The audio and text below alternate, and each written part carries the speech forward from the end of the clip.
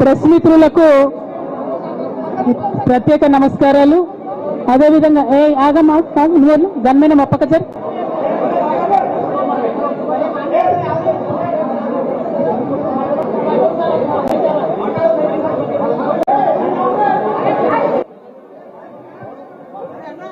ఓకేనా, మాట్లాడనా?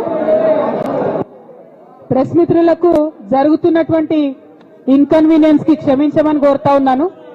అట్లానే ఇక్కడ ఇవాళ ఇంత పెద్ద ఎత్తున హాజరైనటువంటి జాగృతి కార్యకర్తలకు, నాయకులకు అందరికి కూడా హృదయపూర్వకంగా నా నమస్కారం తెలియజేస్తా ఉన్నాను. కానీ జాగృతి కార్యకర్తలు దయచేసి సాయిని వెనక్కి సార్ కూర్చోబెట్టు, ప్రెస్ వాళ్ళని ఫ్రీగా కూర్చొని వెనక్కి సార్. బిడ్డ అజయ్ సీమన్ ఒక్క అడుగు వెనక్కేనా ప్లీజ్, కొద్ది వాళ్ళు ఫ్రీగా నిలబడండి. ప్రెస్ మిత్రులందరికీ కూడా ధన్యవాదాలు తెలియజేస్తా ఉన్నాను సమయం తీసుకొని ఈ పత్రికా సమావేశానికి వచ్చినందుకు. నిన్న మధ్యాహ్నం తర్వాత భారత రాష్ట్ర సమితి నుంచి ఒక ప్రకటన మీ అందరి ద్వారా నేను మీడియాలో చూడడం జరిగింది. మరి బీఆర్ఎస్ నుండి వచ్చినటువంటి ఈ ప్రకటనలో పార్టీ ఎమ్మెల్సీ శ్రీమతి కె కవిత ఇటీవలి కాలంలో ప్రవర్తిస్తున్న తీరుతెన్నులు, కొనసాగిస్తున్న పార్టీ వ్యతిరేక కార్యకలాపాలు బీఆర్ఎస్ పార్టీకి నష్టం కలిగించే రీతిలో ఉన్నందున పార్టీ అధిష్టానం ఈ విషయాన్ని తీవ్రంగా పరిగణిస్తున్నది. పార్టీ అధ్యక్షులు శ్రీ కె చంద్రశేఖరరావు గారు శ్రీమతి కె కవితను తక్షణం పార్టీ నుండి సస్పెండ్ చేస్తూ నిర్ణయం తీసుకున్నారని చెప్పి మరి నాకు ఒక ప్రకటన నిన్న టీవీల ద్వారా అందుకోవడం జరిగింది. మరి నేను పార్టీ నుండి వచ్చినటువంటి లేఖలో ప్రత్యేకంగా 2 అంశాల మీద మాట్లాడదలుచుకున్నాను. నేను అక్రమ కేసులు పెట్టి నా మీద తిహార్ జైల్లో 5.5 నెలల పాటు ఉండి బయటకు వచ్చిన తర్వాత నవంబర్ 23వ తారీఖు 2024 నుండి నేను ప్రజాక్షేత్రంలోకి వచ్చి అనేక కార్యక్రమాలు చేయడం జరిగింది.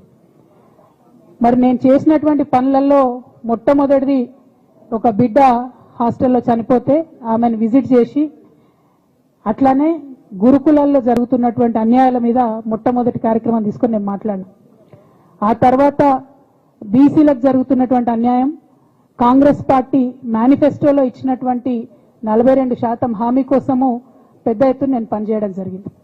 అట్లానే మహిళలకు 2500 ఇవ్వాలని చెప్పి పోస్ట్ కార్డు ఉద్యమాన్ని నేను చేపట్టడం జరిగింది. పెద్దవాళ్లకు పెన్షన్లు పెంచాలని నేను ఉద్యమాలు చేయడం జరిగింది.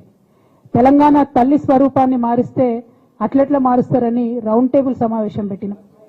బనకచర్లు అక్కడ కడుతున్నారంటే దాని మీద రౌండ్ టేబుల్ సమావేశం పెట్టినాం. ఓవరాల్ గా తెలంగాణ ప్రాజెక్టులు, అందుబాటులో ఉన్నటువంటి నీళ్లు, వీటన్నిటి మీద కూడా రౌండ్ టేబుల్ పెట్టినాం. భద్రాచలం దగ్గర 5 గ్రామాలు ముంపు సమస్య ఉంది, ఎవరు పట్టించుకుంటలేరంటే వాళ్ళని పిలిపించుకొని రౌండ్ టేబుల్ సమావేశం పెట్టి ప్రభుత్వం మీద ఒత్తిడి తీసుకొచ్చే కార్యక్రమం చేసినాం. ముఖ్యమంత్రి గారి సొంత జిల్లా మహబూబ్ నగర్ లో భూ నిర్వాసితులకు అన్యాయం జరుగుతుందంటే నారాయణపేట నియోజకవర్గం వెళ్లి వాళ్లకు మద్దతుగా మేము నిలబడి రావడం జరిగింది.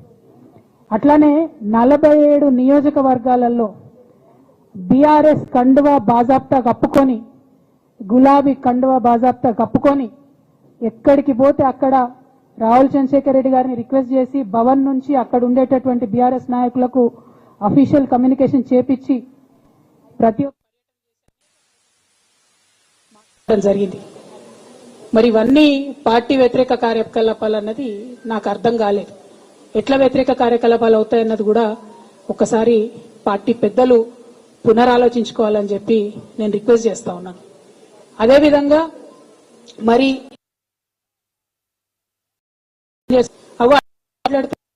మాట్లాడుతుంది, పార్టీకి వ్యతిరేకంగా మాట్లాడుతుంది. అరే, నేను కాంగ్రెస్ పెద్దల మీద ఒత్తిడి తీసుకొస్తుంటే బీసీలకు 42% అమలు చేయాలంటే ఏది పడితే అది చిల్వల్ పల్వల్గా నా మీద రాపించడం, ప్రచారం చేయడం, చాలా దారుణమైనటువంటి పనులు పార్టీలో ఉన్నటువంటి కొందరు పని కట్టుకొని, కత్తి కట్టుకొని నా మీద చేయడం జరిగింది. అట్లనే నేను ఒక మాట ఏమన్నా, సామాజిక తెలంగాణ సాధన కోసం నేను కట్టుబడి ఉన్నా అన్న. దానిలో తప్పేముంది?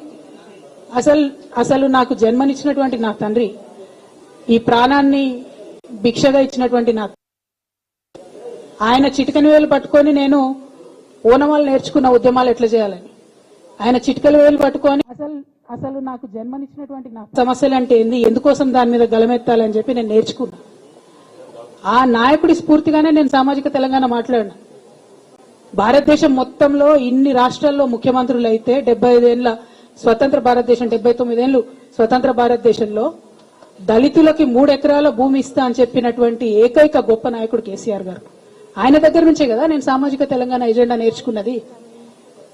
బీసీలకు ఎవరు వృత్తి పనిదారులుంటే వాళ్ళకి చేయూతనిస్తా అని చెప్పినటువంటి ఏకైక ముఖ్యమంత్రి కేసీఆర్ గారు. చెప్పింది చెప్పినట్టుగా డబ్బులు ఇచ్చిండు కూడా. ప్రతి కులాన్ని కాపాడుకునే ప్రయత్నం చేసిండు. లేబర్ మాట్లాడితే దాన్ని ఇస్తా అని చెప్పినటువంటి ఏకైక ముఖ్యమంత్రి కేసీఆర్ గారు. చెప్పింది చెప్పినట్టుగా డబ్బులు ఇచ్చిండు కూడా. ప్రతి కులాన్ని కాపాడుకునే ప్రయత్నం చేసిండు. అది కాదా సామాజిక తెలంగాణ? నేను మే 1 నాడు లేబర్ డే రోజు మాట్లాడితే దాన్ని చిలువలు పలువలు చేసి సామాజిక తెలంగాణ పేరుతోని కవిత పార్టీ పెడుతుందని చెప్పి నేను నిన్న చెప్పిన 2 పేర్లు పని కట్టుకొని నా మీద దుష్ప్రచారం చేసిండ్రు. నేనేమన్నా తప్పు మాట్లాడినా? బీఆర్ఎస్ పార్టీ వ్యతిరేక